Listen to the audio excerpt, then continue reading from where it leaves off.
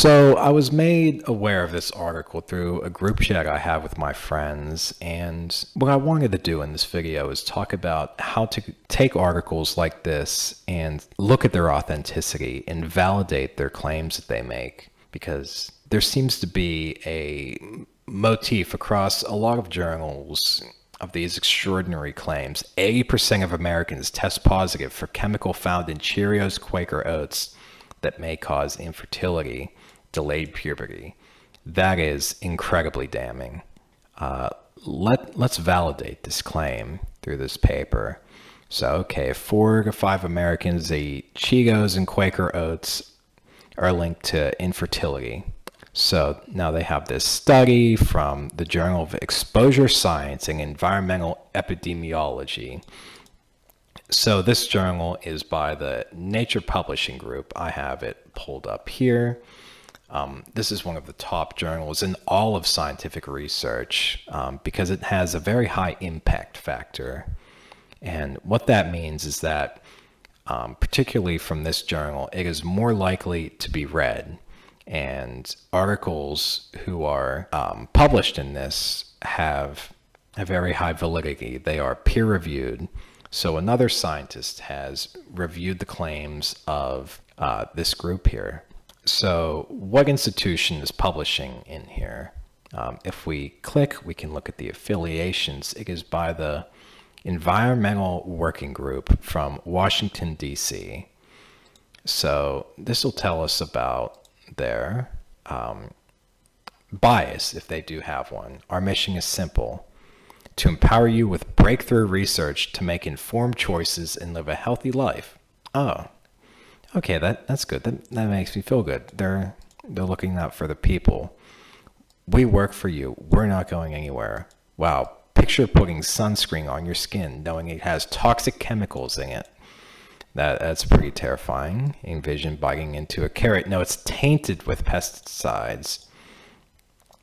Wow. So this imagery here is pretty telling. They are an environmentalist group who is doing research about pesticides, whether they can result in negative health implications. So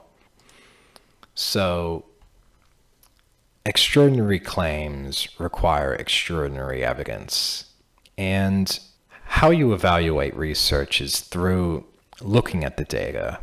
Does what they're showing empirically prove what they're claiming? What I believe in this case is that this is a biased article and they seem to be pushing a certain narrative. They're playing on the trend that you should eat organic because it's not tainted with these toxic pesticides. And these articles pick it up and they make these extraordinary claims that there's toxins all around in our food and they're causing infertility and delayed puberty. Let's see what they actually have to say. So if you've never read a paper before, the abstract is kind of a summary of a paper. It's about the key findings. So the chemical described in this article is chlormequat chloride, and it's a plant growth regulator whose use on grain crops is on the rise in North America. Wow. And this article says that it is because of President Biden's administration proposed allowing the first ever use of chlormequat on barley, oat, triticale, and wheat grown in the U.S., and the EWG declares that it is dangerous. Wow. So let's see why it's dangerous. Toxicological studies suggest that exposure to chlormequat can reduce fertility and harm the developing fetus at doses lower than those used by regulatory agencies to set the allowable daily intake levels. So what this is saying here is that regulatory agencies such as the FDA, whenever they test drugs particularly, they look at something called the therapeutic index, which is a measure of how much drug you need to take for it to exert its effect, like Tylenol. how much Tylenol do you have to take to reduce your pain or your headache? However, there's two bounds. There's the bound I just described, how much you need to exert its effect, and how much you shouldn't exceed for it to exert toxic effects. If you pick up your Tylenol bottle, it will say that you shouldn't exceed 4 grams of Tylenol in a day, because after that, it will start to exert toxic effects. You'll get rashes, headaches, if you're hemophilic, more bleeding, because of its pharmacological action. And what this is saying is that the top bar for toxic effects decided by the FDA and other regulatory agencies is too high, and this margin of safety for using this is much more narrow than previously described for chlormequat. So that's a big deal. So I hope to validate this claim within the data. So chlormequat, so they make this claim and they're reporting that, okay, it's present in urine and it's detected at low concentrations and increasing in 2023. And they're seeing a higher detection in oat-based foods. Okay. So immediately, what they're reporting doesn't validate this claim. How does presence in food validate that it is reducing fertility? They're two independent data is being compared. They have nothing to do with each other. Prevalence is not being shown as causal to toxicological effect. Okay, so let's get into the data.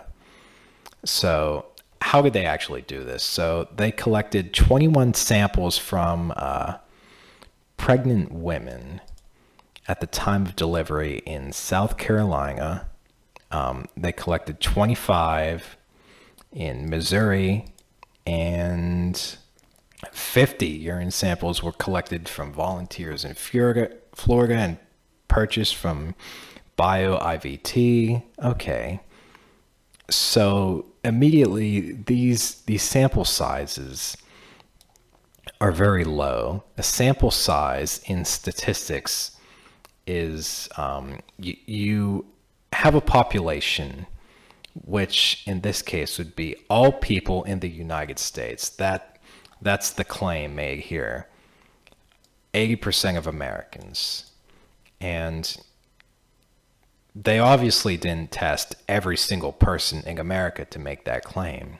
So you take a small proportion of that population to make an inference about the larger population. And that is called the sample size, how many people from the population you take to make your inference. And the sample size is directly proportional to the quality of your inference. If you just sampled one person, that isn't entirely representative of the population. That person could be wildly discongruent with how the actual population may align. So you want to have a large sample size. With taking 21 people's urine samples or 50 people's, making assumption about an entire state, let alone the entire country. So already you could say that due to a limited sample size, we have a suspicion about the quality of the claims.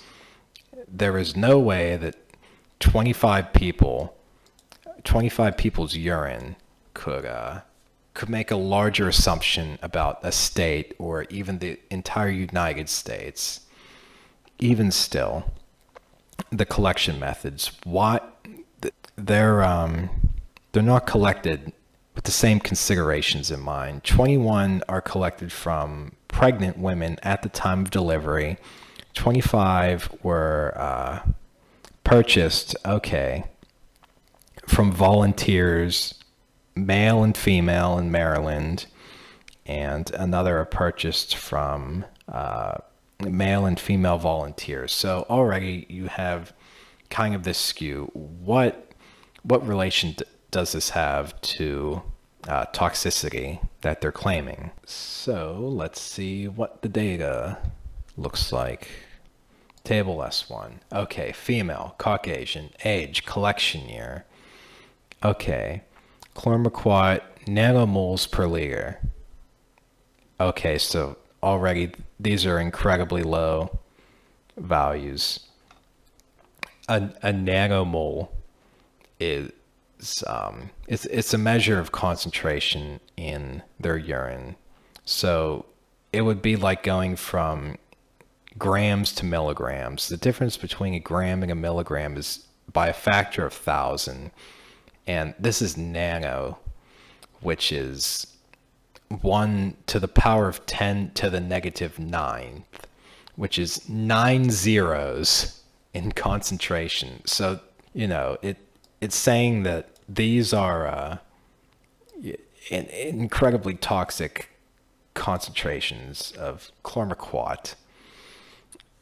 If you were to have this as like a powder, it would barely be the size of a crumb. This is so insignificantly small, and half of these values don't even have any data. The effect size is particularly peculiar about this data. Even if you look at these don't seem to be normalized, or there seems to be some sampling bias. For instance, the Florida group, you have a lot of variation. Like for 183, the sampling conditions aren't consistent. So it leads me to believe that, as I said before, there's wide variations whenever you conduct human trials, and this doesn't accurately capture the whole range of possibilities within the human spectrum. So analytical methodology, they are using liquid chromatography, mass spectrum, mass spec. It's an analytical chemistry technique to identify the compound, and they're identifying chlormequat in the urine, which is peculiar because you would imagine something with a pharmacological interaction to have undergone metabolism and have been converted. And what I mean by that is, back to Tylenol, whenever you take Tylenol orally, it undergoes something called first pass metabolism, where it's absorbed in the gut and passes through the liver, where enzymes called cytochromes add certain chemical groups onto it so that it is able to improve its bioavailability and it's able to exert its pharmacological function. However, if there is no metabolism of this chemical and it just passes through into the urine, then there was no metabolism of this. It was just excreted. Nothing happened to it. So chlormequat concentrations are going to be reported in micrograms. This scale is crazy because, as I'm saying before, it's incredibly small. They're being very insincere with their data. I looked at the data for 2 seconds and I can tell you there's no story there. This is very disingenuous. They're trying to make something out of nothing. A pill of Tylenol is 500 milligrams. This is even smaller than that. This is barely, if you had this in a powder, this would be barely a grain of sand. And they're saying that that is causing birth defects. No drug on this planet is that potent. Okay, so now we're in the results. So chlormequat was detected in 77 of 96, or 80% of all urine samples. But because we looked at the data, it's in very trace quantities. So detection frequencies were higher in 2023 samples compared to 2017 and 2018. Okay, respectively. So let's see their interpreted data. So sample number 50 in 2023, detection frequency 45. Okay, that's very damning. Median. So micrograms per liter, point 0.1. Yeah, none of these values are particularly alarming to me, especially in micrograms. As I said before, a microgram is a fraction of a milligram. So there's barely anything even in the urine that they're detecting. So the concentrations among detectable samples range from 0.22. See how they leave the units off of these? If you saw it was micrograms per liter, you would say, wow, that's nothing. There's nothing there. And that's why they don't take this paper further and show causality, because there is no causality. This is just to fearmonger and get people to support their group in their studies. Now we're going to look at figure 1, which shows the median values. So, okay, so the chlormequat is increasing as there's more years. Okay, so it's really peculiar to have 2017, 2023, and then 18 to 22 just compressed in the middle. You know, don't you think in those couple of years there'd be more samples there? But you know, this is very disingenuous, because we know from the data that 2023 was sampled more than the other groups. So instead of, you know, showing causality that this concentration can cause the effect that they stated previously, infertility and delayed puberty, they don't. They just say, okay, we're going to take off the shelf groceries and show that they have this. So still, they're testing conventional oat-based products. I don't see what brand specifically they're testing. You know, if they are showing that claim, wouldn't you want to call out all of the brands doing this? So samples with detections, wow, 92%. I believe that was quoted in this article too. It's very, very, very scary. 92% of conventional oat-based products were contaminated. So still, micrograms per kilogram, or ppb, it's so insignificantly small, but they report it as such, like, oh, 114. If you're not thinking about units, it's intentionally deceptive. If it showed milligrams per kilogram, it would be, you know, a decimal. Oh, that's nothing. Yeah, they don't get into showing that, but then they get into their discussion. That's when they bring up the Swedish study. Okay, so it's increasing, and okay, there's higher concentrations in urine compared to the previous years in the U.S.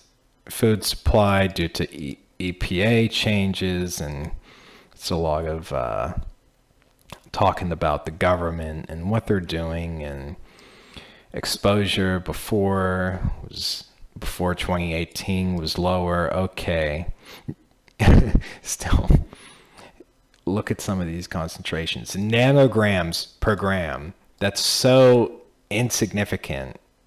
Our study indicates that a greater sample. Okay. So this is the part where they have some clarity. A greater sample size and more diverse sampling of processed foods is needed to fully assess potential dietary sources chlormequat in the low exposure individuals. No way. Future studies that include the analysis of historical union and food, dietary and occupational questionnaires, and continued monitoring. Yeah, I don't think that there is any validity to any of the claims made in this paper, as we saw, because the concentrations are just so low, and they didn't do any effort to show causality of these concentrations to the effect that they're claiming. They're just saying, okay, they're present in there at these very trace quantities, and okay, so they are in a lot of oat products, but it's not showing that they're toxic. I mean, even still, they kind of, as I'm reading now, they're kind of undermining their own claim. Okay, it's been registered since 1962, and now it's only a problem because they started to look for it. That's confirmation bias. The thing I'd like to impress upon you is that in science, you should have a hypothesis generated from literature or other findings, what you think, and you should let the data decide if you're right or wrong. What a lot of people get into the trap of doing, particularly in more reactionary cultures or studies, or the general population who aren't trained, is that they have a preconceived notion that they've gained from media, and then they look for evidence to confirm that. That's confirmation bias. And they go through these peculiar rationalizations to justify their claims. That is regressive. It's not science. So overall, I would say that, mundanely, there's nothing to be worried about. The concentrations are trace and not pharmacologically relevant. So I hope you were able to understand how to analyze data analytically and how to come to more thorough conclusions, and to not take claims like this at face value, and to do analytical thinking